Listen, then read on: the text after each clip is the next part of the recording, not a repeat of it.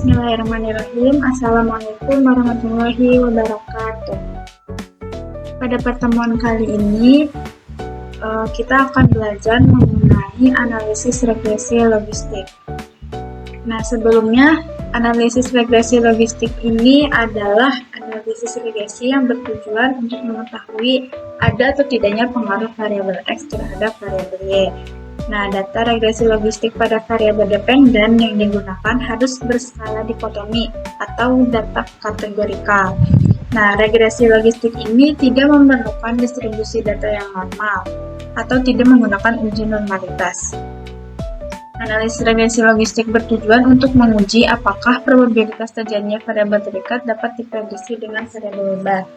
Kalau di pertemuan sebelum-sebelumnya kita sudah mempelajari variabel dummy, di mana yang dikategorikannya itu yang menggunakan kode 0 dan 1 itu adalah variabel X, sedangkan pada analisis regresi logistik yang dikategorikannya itu menggunakan kode 0 dan 1 itu ada pada variabel Y, yaitu variabel dependen.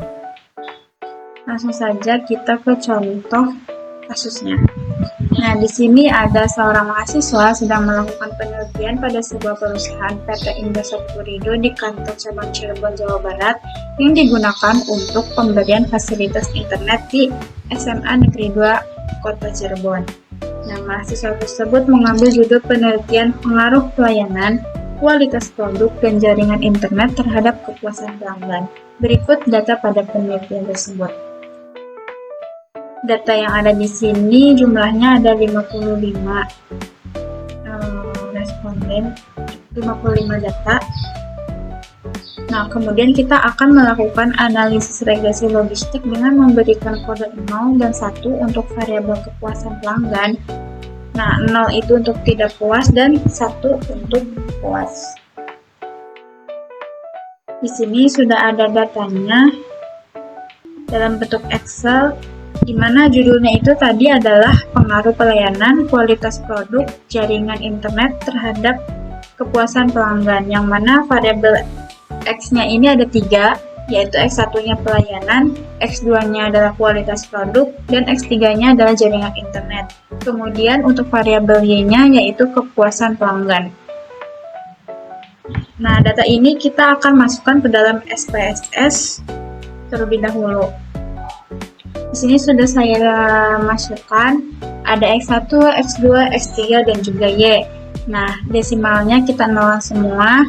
Untuk X1 labelnya itu adalah untuk pelayanan, X2-nya itu adalah kualitas produk, X3-nya jaringan internet, dan Y-nya adalah kepuasan pelanggan.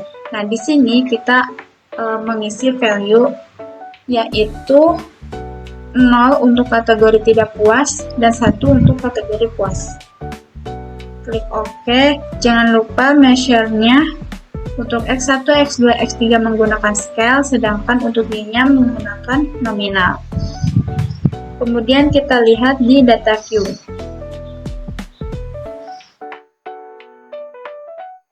Di sini jumlahnya ada 55. Setelah semuanya dimasukkan datanya, kita akan mulai menganalisis dengan cara klik Analyze, kemudian Regression, kemudian kita pilih Binary Logistic. Nah, kita masukkan variabel Y-nya, yang kepuasan pelanggan ini, ke dependen. Dan untuk variabel X1, X2, X3 kita masukkan ke covariates.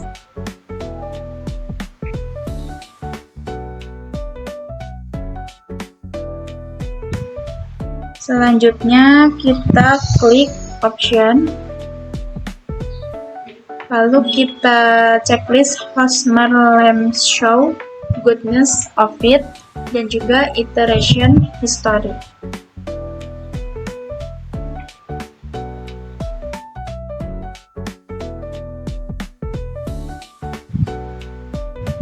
Kemudian klik Continue. Kemudian kita klik OK.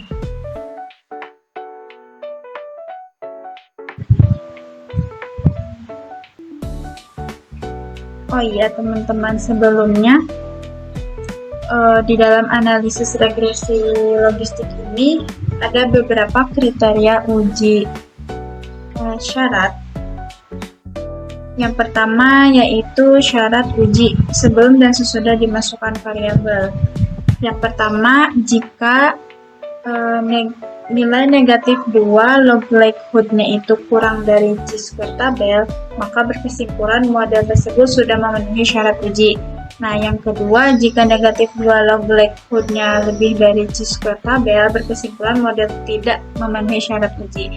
Kan tadi kita checklist yang iterasi sama Cosmar-Lemschau. Nah, itu gunanya untuk melihat iterasi dan juga nilai dari likelihood ini. Nah, kemudian untuk mencari nilai chi-square tabelnya itu sebelum masuk variabel x itu dengan rumus df sama dengan n dikurangi 1. Nah, kalau sesudah masuk variabel x, rumusnya itu df sama dengan n dikurangi k dikurangi 1, di mana n-nya ini adalah jumlah datanya, k-nya ini adalah jumlah variabel x-nya, kemudian kita kurangi 1. Oke. Nah, di sini sudah keluar outputnya.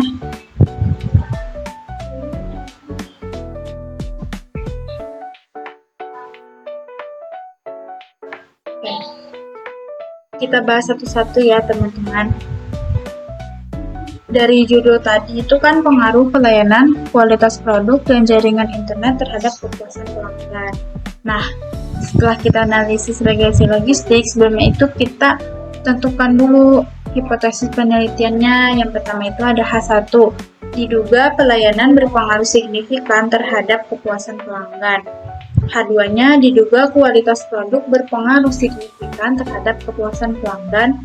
H3, diduga jaringan internet berpengaruh signifikan terhadap kepuasan pelanggan. Setelah itu, kita ke bagian logistic regression. Lalu kita lihat di tabel fast processing summary. Nah, di sini ada N. N itu adalah jumlah datanya. Tadi kan ada 55 ya. Nah, jadi interpretasinya dari tabel ini adalah penelitian ini menggunakan 55 data untuk dijadikan sampel. Kemudian kita ke kolom dependent variable encoding. Jadi kode yang kita pakai itu adalah 0 dan 1 kan, dimana 0-nya itu untuk menyatakan tidak puas dan 1 untuk menyatakan puas. Lanjut ke blok 0, beginning block. Yang pertama itu ada tabel iteration history. Nah, di sini sudah terlihat nilai ada negatif 2 log likelihood. Dari step 1, 2, dan 3 nilainya itu sama, yaitu 74,767.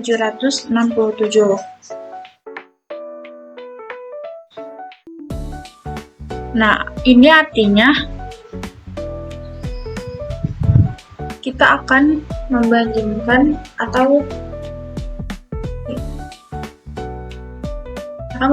nilai negatif 2 log likelihood-nya ini dengan nilai yang ada pada tabel chi-square. Nah, kalau tadi kan kriteria pengujiannya itu yang pertama nilai negatif 2 log likelihood kurang dari chi-square tabel, berkesimpulan bahwa model sebelum dimasukkan variabel independen sudah memenuhi syarat uji. Kemudian, jika nilai negatif 2 log likelihood lebih dari chi-square tabel, maka model sebelum dimasukkan variabel independen masih tidak memenuhi syarat uji. Nah, kita cari dulu nih chi-square tabelnya. df dengan rumus df sama dengan n dikurangi 1, di mana n-nya itu 55, kemudian dikurangi 1, hasilnya adalah 54. Lihat di sini.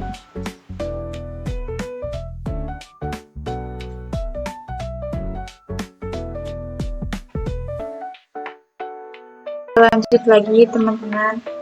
tadi kan kita akan mencari nilai dari DF ya, 54. Yaitu kita lihat tabelnya. Kita pakai nilai yang 0,05. 54 ada di sini. 72,153216. Nah, maka nilai negatif dua log likelihood-nya itu lebih dari chi-square tabel. Dimana nilai negatif dua log likelihood-nya itu kan 74,767 dari sini. Nah, terus nilai chi-square tabelnya itu tadi 72,153216. Nah, berkesimpulan model sebelum dimasukkan variabel X belum memenuhi syarat uji. Kemudian kita lihat tabel variable in the equation.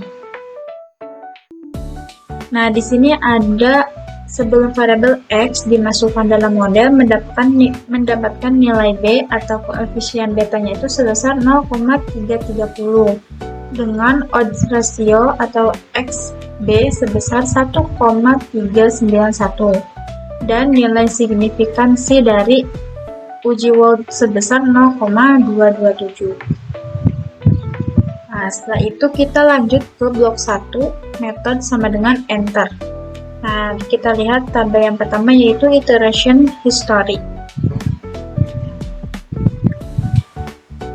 Ini interpretasinya di sini ada step 1, 2, 3, 4, 5. Step 1 dan 2 itu nilai likelihood-nya berbeda, sedangkan step 3 sampai 5 nilai likelihood-nya itu sama. Nah, ini syaratnya yang tadi, maka kita lihat dulu, kita akan mencari chi-square tabelnya. Karena ini kan sudah dimasukkan nilai X-nya ya, maka kita pakai rumus DF sama dengan N dikurangi K dikurangi 1. N-nya itu 55, K-nya itu 3 karena variabel X-nya itu ada 3. Kemudian kita kurangi 1, hasilnya adalah 51. Nah, kita cari nih nilai di tabel chi-square 51. Kita masih pakai yang 0,05, maka hasilnya itu 68,669294. Nah, ternyata nilai 68,669 ini lebih besar dari nilai negatif 2 log likelihood. Jadi, nilai negatif 2 log likelihood-nya itu lebih kecil dari chi-square tabel. 58,310 kurang dari 68,669294. Berkesimpulan model sesudah dimasukkan variabel X sudah memenuhi syarat uji. Kemudian kita lihat omnibus test of model coefficient. Di sini kriteria pengujiannya jika nilai sig kurang dari 0,05 berkesimpulan berpengaruh secara simultan atau secara bersama-sama. Nah, nilai sig-nya ini adalah dari ketiganya 0,001 kurang dari 0,05. Artinya berpengaruh secara simultan atau bersama-sama terhadap variabel dependen. Kemudian kita lihat tabel model summary. Di sini nilai negatif 2 log likelihood-nya itu 58,3110. Terus nilai Nagelkar ke R square-nya itu 0,348. Nah, maka berkesimpulan sumbangan pengaruh variabel independen terhadap variabel dependen secara bersama-sama atau simultan sebesar 34,8%. Kemudian kita lihat tabel Hosmer and Lemshow test. Ini dikatakan baik jika nilai sig-nya itu lebih dari 0,05. Di sini nilai sig-nya itu 0,113. Ini sudah lebih dari 0,05, maka berkesimpulan tidak ada perbedaan yang signifikan antara variabel. Kemudian kita lihat tabel variables in the equation. Nah, kriteria pengujiannya jika nilai sig-nya itu kurang dari 0,05 berkesimpulan berpengaruh secara parsial atau masing-masing. Variabel pelayanan untuk X1, variabel pelayanan memiliki nilai sig sebesar 0,002. Ini berarti kurang dari 0,05, maka berkesimpulan pelayanan berpengaruh secara parsial terhadap kepuasan pelanggan, maka H1-nya diterima.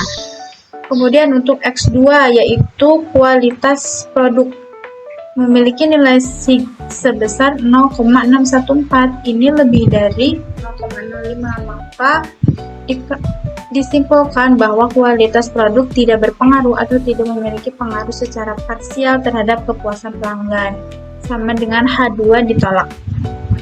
Untuk X3 yaitu jaringan internet memiliki nilai SIG-nya itu 0,189. Nah, ini juga lebih dari 0,05, maka berkesimpulan jaringan internet tidak berpengaruh atau tidak memiliki pengaruh secara parsial terhadap kepuasan pelanggan. Maka dengan ini H3 ditolak. Jadi kesimpulannya dari penelitian ini, pengaruh pelayanan kualitas produk dan jaringan internet terhadap kepuasan pelanggan dari 3 hipotesis ini yang diterima hanya satu, yaitu pelayanan berpengaruh signifikan terhadap kepuasan pelanggan. Jadi yang mempengaruhi kepuasan pelanggan itu hanyalah dari sisi pelayanan, sedangkan kualitas produk dan jaringan internet itu tidak berpengaruh terhadap kepuasan pelanggan. Mungkin sekian untuk tutorial dan pembahasan pada pertemuan hari ini, yaitu tentang analisis regresi logistik. Terima kasih. Wassalamualaikum warahmatullahi wabarakatuh.